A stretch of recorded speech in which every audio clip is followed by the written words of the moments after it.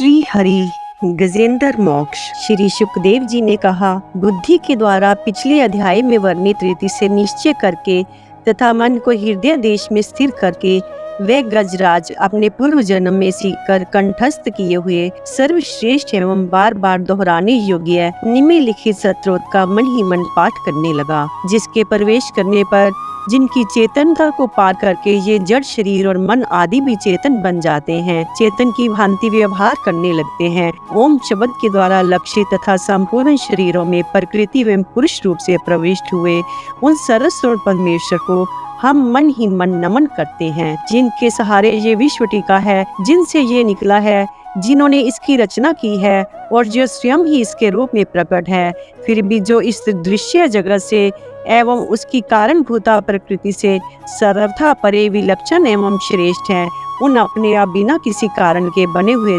भगवान की मैं शरण लेता हूँ। अपनी संकल्प शक्ति के द्वारा आपने ही सब रूप में रचे हुए और इसीलिए सृष्टि काल में प्रकट और परले काल में उसी प्रकार अप्रकट रहने वाले इस शास्त्र प्रसिद्ध कार्य कारण रूप जगत को जो अकुंठित दृष्टि होने के कारण साक्षी रूप से देखते रहते हैं, उनसे लिप्त नहीं होते, वे चक्षु आदि प्रकाशकों के भी परम प्रकाशक प्रभु मेरी रक्षा करें। समय के प्रवाह से संपूर्ण लोकों के एवं ब्रह्मा आदि लोकपालों के पंचभूतों में प्रवेश कर जाने पर तथा पंचभूतों से लेकर महत्व पर्यंत संपूर्ण कारणों के उनकी परम कारण रूपा प्रकृति में लीन हो जाने पर उस समय दुर्गई तथा अपार अंधकार रूप प्रकृति ही बच रही थी। उस अंधकार के परे अपने धाम में जो सर्वव्यापक भगवान सब और प्रकाशित रहते हैं, वे प्रभु मेरी रक्षा करें। भिन्न भिन्न रूपों में नाट्य करने वाले अभिनेता के वास्तविक स्वरूप को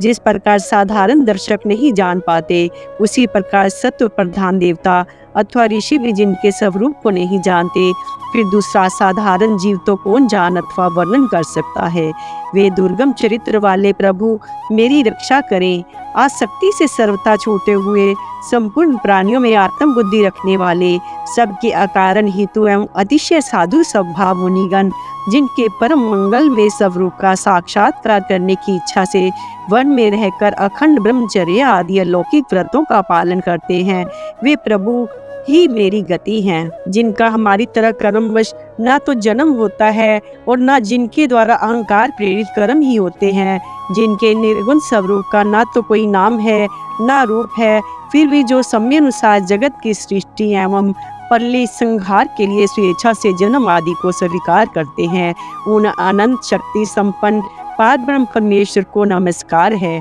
उन प्राकृत आकार रहित एवं अनेकों आकार वाले अद्भुत कर्मा भगवान को बार बार नमस्कार है। स्वयं प्रकाश एवं सबके साक्षी परमात्मा को नमस्कार है। उन प्रभु को जो मन वाणी एवं चित्त वृत्तियों से भी सर्वथा परे हैं, बार बार नमस्कार है। विवेकी पुरुष के द्वारा सत्व गुण विशिष्ट निर्वृत्ति धर्म की आचरण से प्राप्त होने योग्य मोक्ष सुख के देने वाले तथा मोक्ष सुख की अनुभूति रूप प्रभु को नमस्कार है। सत्व गुण को स्वीकार करके शांत रजोगुण को स्वीकार करके घोर एवं तमोगुण को स्वीकार के मूल से प्रतीत होने वाले भेद रहित अतएव सदा संभाव से स्थित ज्ञान धन प्रभु को नमस्कार है। शरीर इंद्रिय आदि के द्वारा समुदाय रूप संपूर्ण पिंडों के ज्ञाता सबके स्वामी एवं साक्षी रूप आपको नमस्कार है। सबकी अंतर्जामी प्रकृति के भी परम कारण किंतु स्वयं कारण रहित प्रभु को नमस्कार है।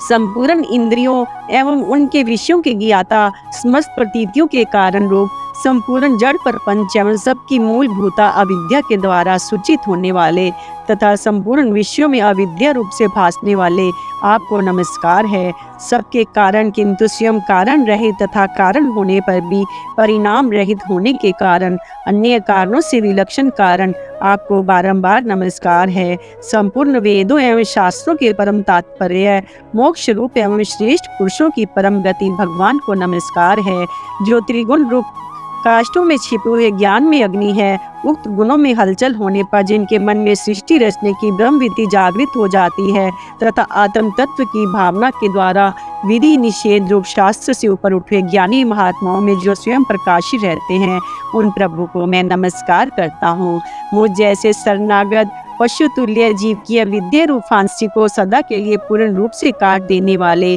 अत्यधिक दयालु एवं दया करने में कभी आलस्य न करने वाले नित्य मुक्त प्रभु को नमस्कार है। अपने अंश से संपूर्ण जीवों के मन में अंतर्यामी रूप से प्रकट रहने वाले सर्वनियंता अनंत परमात्मा आपको नमस्कार है। शरीर, पुत्र, मित्र, घर, संपत्ति और कुटुंबियों में असक्त लोगों के द्वारा कठिनता से प्राप्त होने वाले तथा मुक्त पुरुषों के द्वारा अपने हृदय में निरंतर चिंतित ज्ञान स्वरूप सर्वसमर्थ भगवान को नमस्कार है। जिन्हें धर्म अभिलाषित भोग, धन एवं मोक्ष की कामना से भजने वाले लोग अपनी मनचाही गति पा लेते हैं, अपितु जो उन्हें अन्य प्रकार के आयचित भोग एवं अविनाशी पार्षद श्री भी देते हैं, वे अतिशय दयालु प्रभु मुझे इस विपत्ति से सदा के लिए उबार लें। जिनके अन्यायी भक्त जो वस्तुतः एकमात्र उन भगवान की ही शरण है, धर्म, अर्थ आदि किसी भी पदार्थ को नहीं चाहते, अपितु उन्हीं के परम मंगल में एवं अत्यंत विलक्षण चित्रों का गान करते हुए आनंद के समुद्र में गोते लगाते रहते हैं, उन अविनाशी, सर्वव्यापक, सर्वश्रेष्ठ ब्रह्मादि के भी नियामक अभक्तों के लिए अप्रकट होने पर भी भक्ति योग द्वारा प्राप्त करने योग्य, अत्यंत निकट होने पर भी माया के आवरण के कारण अत्यंत दूर प्रतीत होने वाले, इंद्रियों के द्वारा अगम्य तथा अत्यंत दुर्विज्ञ, अंत रहित किंतु सबके आदि करण एवं सब ओर से परिपूर्ण उन भगवान की मैं स्तुति करता हूँ। ब्रह्मा आदि समस्त देवता, चारों वेद तथा संपूर्ण चराचर जीव नाम और आकृति के भेद से जिनके अत्यंत शुद्ध अंश के द्वारा रचे गए हैं, जिस प्रकार प्रज्वलित अग्नि से लपटे तथा सूर्य से किरणें बार बार निकलती हैं और पुण्य अपने कारण में लीन हो जाती हैं, उसी प्रकार बुद्धि, मन, इंद्रिय और नाना योनियों के शरीर ये गुणमय परमंच जिन स्वयं प्रकाश परमात्मा से प्रकट होता है और पुण्य उन्हीं में लीन हो जाता है, वे भगवान वास्तव में ना तो देवता है, ना असुर, ना मनुष्य है, ना तिर्यक, मनुष्य से नीची पशु पक्षी आदि किसी योनि के प्राणी हैं, ना वे स्त्री है, ना पुरुष और ना नपुंसकी हैं, ना वे ऐसे कोई जीव है जिनका इनकी तीनों ही श्रेणियों में समावेश ना हो सके, ना वे गुण है, ना कर्म, ना कार्य है, न तो कारण ही। सबका निषेध हो जाने पर जो कुछ बच रहता है वही उनका स्वरूप है और वही सब कुछ है। ऐसे भगवान मेरे उद्धार के लिए आविर्भूत हो। मैं इस ग्रह के चंगुल से छूटकर जीवित रहना नहीं चाहता, क्योंकि भीतर और बाहर सब ओर से अज्ञान के द्वारा ढके हुए इस हाथी के शरीर से मुझे क्या लेना है। मैं तो आत्मा के प्रकाश को ढक देने वाले उस अज्ञान की निवृत्ति चाहता हूँ, जिसका काल क्रम से अपने आप नाश नहीं होता, अपितु भगवान की दया से अथवा ज्ञान के उदय से होता है। इस प्रकार मोक्ष का अभिलाषी मैं विश्व की रिच्यता स्वयं विश्व के रूप में प्रकट तथा विश्व से सर्वथा परे विश्व को खिलौना बनाकर खेलने वाले विश्व में आत्मा रूप से व्याप्त अजन्मा सर्वव्यापक एवं प्राप्तव्य वस्तु में सर्वश्रेष्ठ श्री भगवान को केवल प्रणाम ही करता हूँ। उनकी शरण में हूँ जिन्होंने भगवत भक्ति रूप योग के द्वारा कर्मों को जुड़ा डाला है। वे योगी लोग उसी योग के द्वारा शुद्ध किए हुए अपने हृदय में जिन्हें प्रकट हुआ देखते हैं, उन योगेश्वर भगवान को मैं नमस्कार करता हूँ। जिनकी त्रिगुणात्मक सत्व रजतम रूप शक्तियों का राग रूप वेग असह है, जो संपूर्ण इंद्रियों के विषय रूप में प्रतीत हो रहे हैं, तथापि जिनकी इंद्रियां विषय में ही रची पची रहती हैं, ऐसे लोगों का जिनका मार्ग भी मिलना असंभव है, उन शरणागत रक्षक एवं अपार शक्तिशाली आपको बार बार नमस्कार है। जिनकी अविद्या नाम शक्ति के कार्य रूप अहंकार से ढके हुए अपने स्वरूप को ये जीव जान नहीं पाता, उन अपार महिमा वाले भगवान की मैं शरण में आया हूँ। श्री शुकदेव जी ने कहा कि जिसने पूर्वक प्रकार से भगवान के भेद रहित निराकार स्वरूप का वर्णन किया था, उस गजराज के समीप जब ब्रह्मा आदि कोई भी देवता नहीं आए, जो भिन्न भिन्न प्रकार के विशिष्ट विग्रहों को ही अपना स्वरूप मानते हैं, तब साक्षात श्री हरि जो सबकी आत्मा होने के कारण सर्ववेद स्वरूप है, वहाँ प्रकट हो गए। उपयुक्त गजराज को उस प्रकार दुखी देखकर उसके द्वारा पड़ी हुई स्तुति को सुनकर सुदर्शन चक्रधारी जगदाधार भगवान इच्छानुरूप वेग वाले गरुड़ जी की पीठ पर सवार हो स्तवन करते देवताओं के साथ तत्काल उस स्थान पर पहुंच गए जहां वह हाथी था। सरोवर के भीतर महाबली ग्रह के द्वारा पकड़े जाकर दुखी हुए उस हाथी ने आकाश में गरुड़ की पीठ पर चक्र को उठाए हुए भगवान श्री हरि को देखकर अपनी सूंड को, जिसमें उसने कमल का एक फूल ले रखा था, ऊपर उठाया और बड़ी ही कठिनता से सर्वपूज्य भगवान नारायण आपको प्रणाम है। ये वाक्य कहा। उसे पीड़ित देखकर अजन्मा श्री हरि एकाएक गरुड़ को छोड़कर